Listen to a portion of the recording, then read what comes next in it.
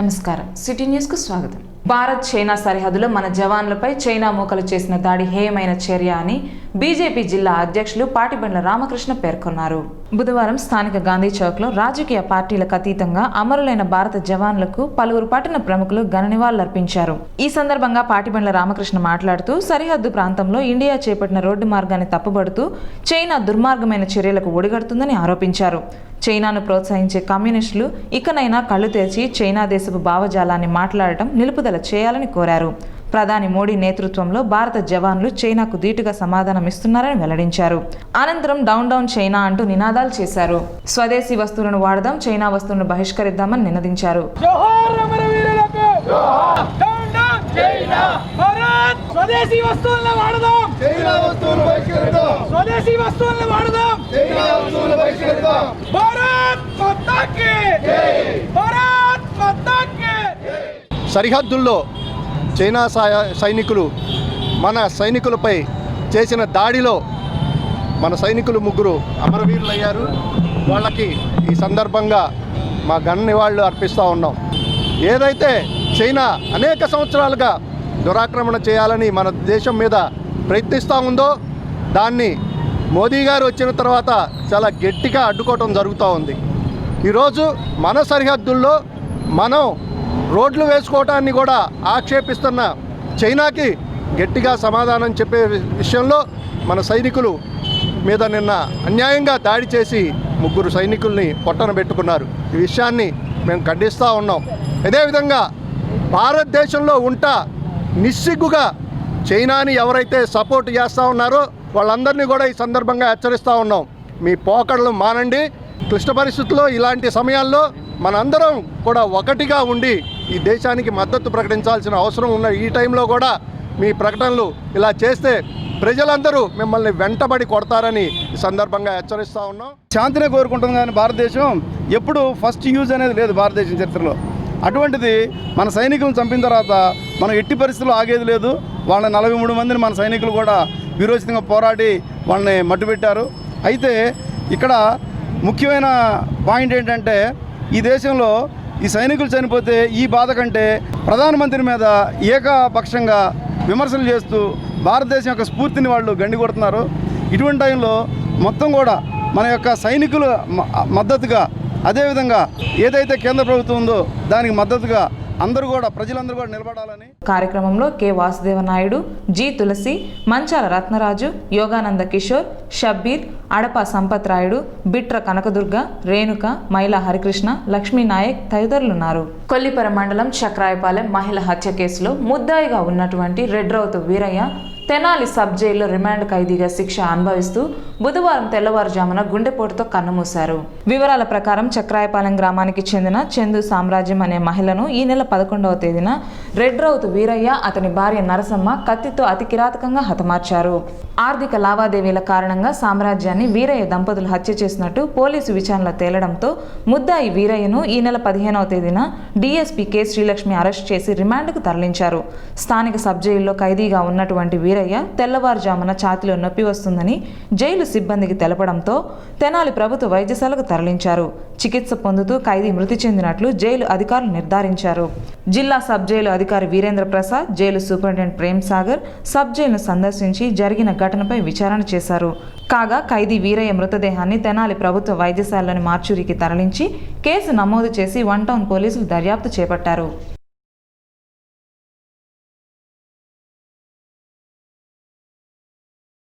నా పేరు వెంకటరాంబాబు అండి. రెడ్రోజు వీరయ్య అనే కుమారుని. మాది చక్రాయపాలెం మొన్న మర్డర్ జరిగింది కాబట్టి మా నాన్నగారిని పోలీస్ కస్టడీలో సబ్ జైల్లో పెట్టారు.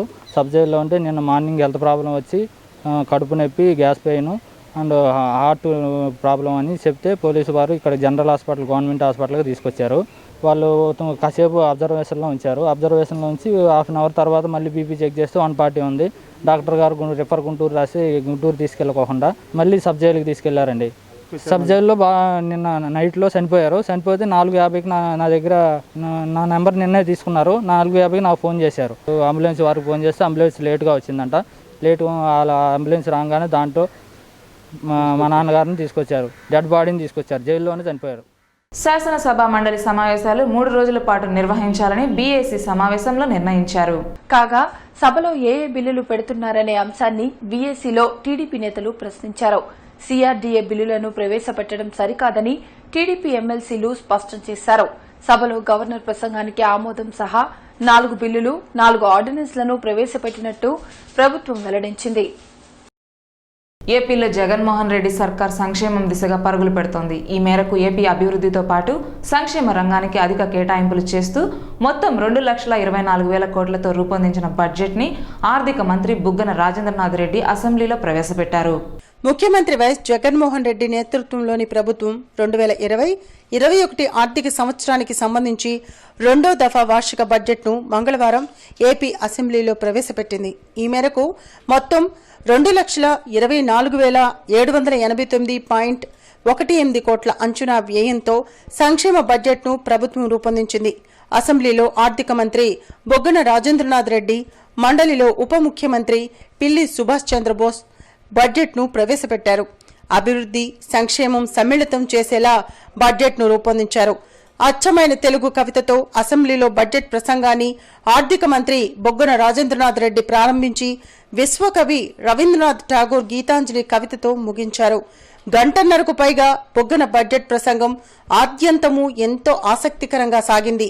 మొత్తం 2,24,789.18 కోట్ల అంచనా వ్యయంతో రూపొందించిన బడ్జెట్లో రెవెన్యూ వ్యయం అంచనా 1,80,392.65 కోట్లుగా చూపారు. మూలధన వ్యయం అంచనా 44,396.54 కోట్లుగా చూపారు. అయితే గత బడ్జెట్తో పోలిస్తే ఈసారి బడ్జెట్లో సంక్షేమ రంగానికి భారీగా అదనపు కేటాయింపులు చేశారు. బీసీ సంక్షేమానికి గత ఏడాది కంటే 270% అదనంగా కేటాయించారు. మైనార్టీ సంక్షేమానికి గత ఏడాది కంటే 115% అదనంగా కేటాయింపులు చేశారు. సాంఘిక సంక్షేమానికి గత ఏడాది కంటే 110% అదనంగా కేటాయించారు. మహిళా శిశు సంక్షేమానికి గత ఏడాది కంటే 28% అదనంగా కేటాయింపులు చేశారు. ఏపీ బడ్జెట్ ఒక్కసారి కేటాయింపులు పరిశీలిస్తే వ్యవసాయ రంగానికి 11,891 కోట్లు కేటాయించగా ఆరోగ్య రంగానికి 11,419.44 కోట్లు కేటాయించారు. అదేవిధంగా పశుగణాభివృద్ధి, మత్స్యరంగానికి 1,279.78 కోట్లు, గృహ నిర్మాణ రంగానికి 3,691.79 కోట్లు, హోంశాఖకు 5,988.72 కోట్లు, జలవనరుల శాఖకు 11,805.74 కోట్లు, పెట్టుబడులు, మౌలిక వసతుల రంగానికి 696.62 కోట్లు, ఐటీ రంగానికి 197.37 కోట్లు, కార్మిక సంక్షేమానికి 601.37 కోట్లు, పంచాయతీరాజ్ రూరల్ డెవలప్మెంట్ కు 16,710.34 కోట్లు, న్యాయశాఖకు 913.76 కోట్లు, మున్సిపల్ పట్టణాభివృద్ధి శాఖలకు 8,150.24 కోట్లు, స్కిల్ డెవలప్మెంట్ కు 856.64 కోట్లు కేటాయించారు.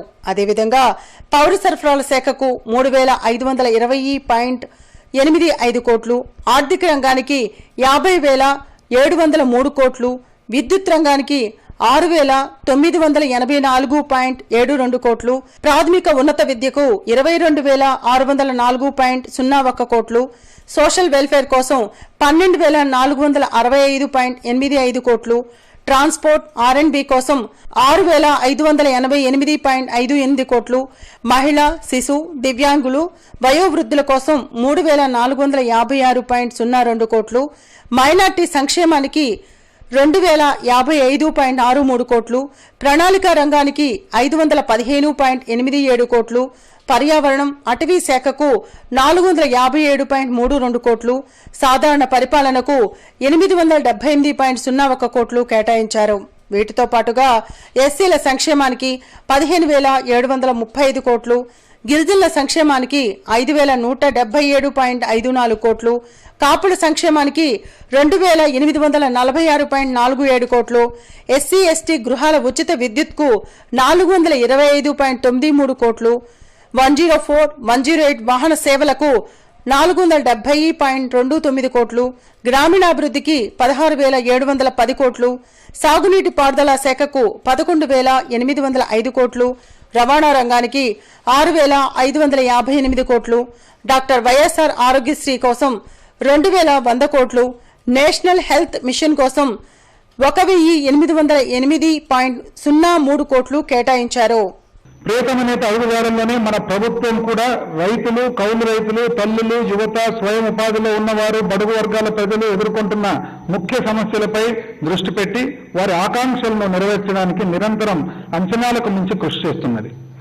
మన ప్రభుత్వం జూన్ 2019లో అధికారాన్ని అందుకున్నప్పటికీ మనం పరిష్కరించవలసిన ఎన్నో సమస్యలు, అడ్డంకులు మన ఎదుట ఉన్నాయి. ఎన్నో పెను సవాళ్లకు మనము ఎదురీదవలసిన వచ్చింది. అప్పటికీ నీరెస్తున్న మన రాష్ట్ర ఆర్థిక వ్యవస్థ భారం మన భుజాలపై పడింది. 2018-19 సంవత్సరంలో రాష్ట్ర స్థూల ఉత్పత్తి కేవలం 8.8% మాత్రమే పెరిగింది. అప్పటికే గత ప్రభుత్వం పదే ఘనంగా చెప్పుకుంటూ ఉన్న 2 అంకెల వార్షిక ప్రగతి అవాస్తవమని తేలింది. గత ప్రభుత్వం వదిలిపెట్టి వెళ్లిన బకాయిలు దాదాపు 60,000 కోట్ల మేరకు పెండింగ్ బిల్లుల రూపంలో సునామీలా వచ్చి పడుతూనే ఉన్నాయి. మన కార్యాచరణ పదం ఏ విధంగా ఉంటుందో మన మేనిఫెస్టోలో తేటతెల్లం చేశాం. మన ప్రియతమ ముఖ్యమంత్రి గారి సమర్థవంతమైన నేతృత్వంలో మన ప్రభుత్వం మేనిఫెస్టోలో ప్రకటించిన వాగ్దానాలను ఇప్పటికే నవరత్నాల ద్వారా అమలు చేయటం మొదలుపెట్టింది. మేనిఫెస్టో అంటే ఎన్నికలు అయిపోగానే మర్చిపోయే ఒక కాగితం కాదని నేను గత ఏడాది నా బడ్జెట్ ప్రసంగంలో చెప్పిన మాటల్ని మరొకసారి గుర్తు చేస్తున్నాను అధ్యక్ష. ఆంధ్రప్రదేశ్ బడ్జెట్ సమావేశంలో రాష్ట్ర శాసనసభ పలు కీలక బిల్లులకు ఆమోదం తెలిపింది. ఈ మేరకు అభివృద్ధి వికేంద్రీకరణ, అన్ని ప్రాంతాల సమానాభివృద్ధి బిల్లు, సిఆర్డీఏ రద్దు బిల్లు, దేవాదాయ చట్టంలో 2 సవరణ బిల్లులకు శాసనసభ మంగళవారం ఆమోదం తెలిపింది. వీటితో పాటు పంచాయతీరాజ్ శాఖ మంత్రి పెద్దిరెడ్డి రామచంద్రారెడ్డి ప్రవేశపెట్టిన పంచాయతీరాజ్ చట్ట సవరణ బిల్లును శాసనసభ ఆమోదించింది. స్థానిక సంస్థల ఎన్నికల సంస్కరణల బిల్లు, జీఎస్టీ సవరణ బిల్లు, వ్యాట్ సవరణ బిల్లు, 2020 ఓటాన్ అకౌంట్ బడ్జెట్కు శాసనసభ ఆమోదం తెలిపింది. ఇదిలా ఉండగా దేవాదాయ చట్టంలో సవరణలకు సంబంధించి ఎమ్మెల్యే కొలుసు పార్థసారథి హర్షం వ్యక్తం చేశారు. ముఖ్యమంత్రి చొరవతోనే టీటీడీలో సన్నిధి గొల్లలకు వారసత్వ హక్కు లభించిందని అన్నారు. చట్టంలో సన్నిధి యాదవుల్ని మార్చినందుకు సీఎంకు ధన్యవాదాలు తెలిపారు. ఆంధ్రప్రదేశ్లో వైసీపీ ప్రభుత్వం సంక్షేమంతో పాటు వ్యవసాయ రంగానికి అధిక ప్రాధాన్యం ఇస్తుంది. ఇందులో భాగంగా మొత్తం 29,000 కోట్లతో రూపొందించిన ఏపీ వ్యవసాయ బడ్జెట్ ని ఆ శాఖ మంత్రి కన్నబాబు అసెంబ్లీలో ప్రవేశపెట్టారు. బడ్జెట్ 2020-21ని ఆ శాఖ మంత్రి కన్నబాబు శాసనసభలో మంగళవారం సాయంత్రం ప్రవేశపెట్టారు. రాష్ట్ర ప్రభుత్వం తరపున వ్యవసాయ అనుబంధ రంగాలకు 2020-21 ఆర్థిక సంవత్సరానికి గాను మొత్తం 29,159.97 కోట్ల బడ్జెట్ను అసెంబ్లీలో మంత్రి ప్రవేశపెట్టారు. అదేవిధంగా శాసన మండలిలో మంత్రి మోపిదేవి వెంకటరమణ వ్యవసాయ బడ్జెట్ ప్రవేశపెట్టారు. గతేడాది కాలంలో వ్యవసాయ రంగంలో సమూల మార్పులు చోటు చేసుకున్నాయని ఈ సందర్భంగా కన్నబాబు చెప్పారు. దీర్ఘకాలికంగా రైతులకు మేలు చేసేలా నిర్ణయాలు తీసుకున్నామని మంత్రి తెలిపారు. రైతు సంక్షేమం అంటే దివంగత ముఖ్యమంత్రి వైఎస్ రాజశేఖరరెడ్డి గుర్తొస్తారని తెలిపారు. రైతుల కోసం నాన్న ఒక్కడుగు ముందుకేస్తే తాను 2 అడుగులు ముందుకేస్తానని చెప్పి వైఎస్ జగన్మోహన్ రెడ్డి ఆచరణలో చూపుతున్నారని ప్రశంసించారు. ఒత్తిడిలేని వ్యవసాయమే ఆయన సంకల్పమన్నారు. రైతు భరోసా, పీఎం కిసాన్ పథకం ద్వారా 12,500 రూపాయలు ఇస్తామని చెప్పి 13,500 రూపాయలు ఇస్తున్నామని ఆయన వెల్లడించారు. మంత్రులు కన్నబాబు, మోపిదేవి ప్రవేశపెట్టిన వ్యవసాయ బడ్జెట్లో కేటాయింపులు ఇలా ఉన్నాయి. 3,000 కోట్లతో ధరల స్థిరీకరణ నిధి, రైతు భరోసా కేంద్రాలకు 100 కోట్లు, వైఎస్సార్ ఉచిత పంటల బీమాకు 500 కోట్లు, వైఎస్సార్ వడ్డీ లేని పంట రుణాలకు 1,100 కోట్లు కేటాయించారు. అదేవిధంగా రైతులకు ఎక్స్గ్రేషియాకు 20 కోట్లు, రాయితీ విత్తనాల కోసం 200 కోట్లు, వ్యవసాయ యాంత్రీకరణకు 207.83 కోట్లు, ప్రకృతి వ్యవసాయానికి 225.51 కోట్లు, ప్రకృతి విపత్తుల నిధి 2,000 కోట్లు, ఎన్జీ రంగా యూనివర్సిటీకి 402 కోట్లు, ఉద్యానవన అభివృద్ధికి 653.02 కోట్లు, వైఎస్సార్ ఉద్యాన యూనివర్సిటీకి 88.60 కోట్లు, పట్టు పరిశ్రమ అభివృద్ధికి 92.18 కోట్లు, పశుసంవర్ధక శాఖకు 854.77 కోట్లు, వెంకటేశ్వర పశు వైద్యశాలకు 122.73 కోట్లు, మత్స్యశాఖ అభివృద్ధికి 299.27 కోట్లు, సహకార శాఖకు 248.38 కోట్లు కేటాయించారు. వీటితో పాటు వ్యవసాయ విద్యుత్ సబ్సిడీకి 4,450 కోట్లు, వ్యవసాయ అనుబంధ ఉపాధి హామీకి 6,270 కోట్లు, వెంకటేశ్వర పశు వైద్యశాలకు 122.73 కోట్లు, మత్స్యశాఖ అభివృద్ధికి 299.27 కోట్లు, సహకార శాఖకు 248.38 కోట్లు, వ్యవసాయ విద్యుత్ సబ్సిడీకి 4,450 కోట్లు, వ్యవసాయ అనుబంధ ఉపాధి హామీకి 6,270 కోట్లు కేటాయించారు. ధరల స్థిరీకరణ నిధి కింద 2020-21 బడ్జెట్లో 3,000 కోట్ల రూపాయలను ప్రతిపాదిస్తున్నాను. రైతు భరోసా కేంద్రాల ఏర్పాటు. అధ్యక్ష, రైతులకు సేవలు ఇంకా చేరువుగా మెరుగ్గా ఉండాలనే గొప్ప సంకల్పంతో గౌరవ ముఖ్యమంత్రి తన మానస పుత్రికైన రైతు భరోసా కేంద్రాలను మే నెల 30న ప్రారంభించారు. భవిష్యత్తులో రాష్ట్ర వ్యవసాయ ముఖచిత్రం మార్చగలిగే స్థాయికి రైతు భరోసా కేంద్రాలను తీర్చిదిద్దుతున్నాం. రాష్ట్ర వ్యాప్తంగా 10,641 రైతు భరోసా కేంద్రాలు రాష్ట్ర రైతాంగానికి వ్యవసాయ మరియు అనుబంధ విభాగాలకు సంబంధించిన సేవలు అందించడానికి సిద్ధమయ్యాయి. రైతు భరోసా కేంద్రాల్లో నాణ్యమైన ఎరువులు, పురుగు మందులు అందించడమే కాదు, ఇవి రైతు విజ్ఞాన కేంద్రాలుగా, శిక్షణా కేంద్రాలుగా, మార్కెట్ సౌకర్యం కల్పించే కొనుగోలు కేంద్రాలుగా పనిచేస్తాయి. డిజిటల్ కియోస్కులు, టీవీలతో సహా అన్ని సౌకర్యాలు ఇక్కడ ఏర్పాటు చేశాం. కియోస్కుల ద్వారా ఆర్డర్ ఇస్తే నాణ్యమైన విత్తనాలు, ఎరువులు, పురుగు మందులు, దాణా తదితర ఉత్పత్తులు కొనుగోలు చేసుకోవచ్చు. గత ఏడాది గవర్నర్ ప్రసంగంలో ఇచ్చిన హామీలను ప్రభుత్వం నెరవేర్చలేదని, దీనిపై వైసీపీ ప్రభుత్వం సమాధానం చెప్పాలని మాజీ మంత్రి ప్రత్తిపాటి పుల్లారావు డిమాండ్ చేశారు. రాష్ట్రంలో అక్రమ అరెస్టులు, నిర్బంధాలు పెరిగాయని మాజీ మంత్రి ప్రత్తిపాటి పుల్లారావు మండిపడ్డారు. మీడియా ప్రతినిధుల సమావేశంలో ఆయన మాట్లాడారు. టెర్రరిస్టుల మాదిరిగా టీడీపీ నాయకులను అరెస్టు చేస్తున్నారన్నారు. ప్రజలు 151 సీట్లు ఇచ్చింది రాజకీయ కక్ష సాధింపు కోసమా అని ఆయన ప్రశ్నించారు. అచ్చెన్నాయుడు అరెస్టును చూస్తే ఈ విషయం అర్థమవుతుందన్నారు. శస్త్రచికిత్స జరిగిన వ్యక్తిని 100 కిలోమీటర్లు తీసుకువస్తారా అని నిలదీశారు. అధికారం శాశ్వతం కాదన్న విషయం వైసీపీ ప్రభుత్వం గుర్తించాలన్నారు. ఈరోజు మనం రాష్ట్రంలో జరుగుతున్నటువంటి అరాచకాలు, విధ్వంసాలు, అక్రమ అరెస్టులు, అక్రమ కేసులు, రాత్రికి రాత్రే కేసు కట్టడం, తెల్లారేటప్పుడు 100 మంది పోలీసులతో పోయి అరెస్టులు చేయటం, ఒక టెర్రరిస్టునో విద్రోహ శక్తుల్లో అరెస్టు చేసినటువంటి పద్ధతిలో అచ్చెన్నాయుడు అరెస్టును చూసిన తర్వాత రాష్ట్రంలో భయభ్రాంతులకు గురి కాబడుతున్నారు. తప్పు చేస్తే నోటీసులు ఇవ్వచ్చు, అరెస్టు చేయొచ్చు, చట్టపరంగా చర్యలు తీసుకోవచ్చు. ఏ తప్పు చేయనటువంటి వాళ్ళని రాజకీయ వేధింపులు, కక్ష సాధింపులు, 151 సీట్లు ఇచ్చింది కక్ష సాధింపుల కోసమో రాజకీయ వేధింపుల కోసమో అధికారం ఇవ్వాల ప్రజలు. కోర్టు అనేకసార్లు ఎన్ని మొట్టికాయలు వేసినా వైసీపీ ప్రభుత్వానికి సిగ్గు రావటం లేదని మాజీ మంత్రి నక్కా ఆనందబాబు తీవ్ర స్థాయిలో ధ్వజమెత్తారు. ప్రభుత్వంపై ఉన్న వ్యతిరేకతను పక్కదారి పట్టించేందుకే టీడీపీ నాయకులను అక్రమంగా అరెస్టు చేస్తున్నారని అన్నారు. వాళ్ళు చెప్తారు వాళ్ళ యొక్క ఎన్నికల ప్రణాళికలో ఇచ్చినటువంటి హామీల్లో 90% మొదటి సంవత్సరంలోనే పూర్తి చేశామని చెప్పి గవర్నర్ గారితో చెప్పించారు. 2వ పేజీలో 2వ పేరాలో గవర్నర్ ప్రసంగంలో ఈ సంగతి ఉంది. అదే పేజీలో 3వ పేరాలో మొత్తం 129 హామీలు ఇస్తే 77 హామీలు అమలు చేశామని చెప్పి మళ్ళీ అదే గవర్నర్ గారు 2వ పేరాలోనేమో 90% పూర్తి చేశామని చెప్పాడు. 3వ పేరాలోకి వచ్చేసరికి మొత్తం 129 హామీల్లో 77 హామీలు అంటే 56% పూర్తి చేసినట్టు. అంటే ఎంత స్పష్టంగా గవర్నర్ చేత అబద్ధం చెప్పించారనేది ఒక అంశంలోనే మనం చూడొచ్చు. ఇదే విధంగా ప్రసంగం అంతా కూడా ఇదే అబద్ధాలు పుట్ట వల్లించారు ఆయన చేత. సిటీ న్యూస్ ఇంతటితో సమాప్తం. నమస్కారం.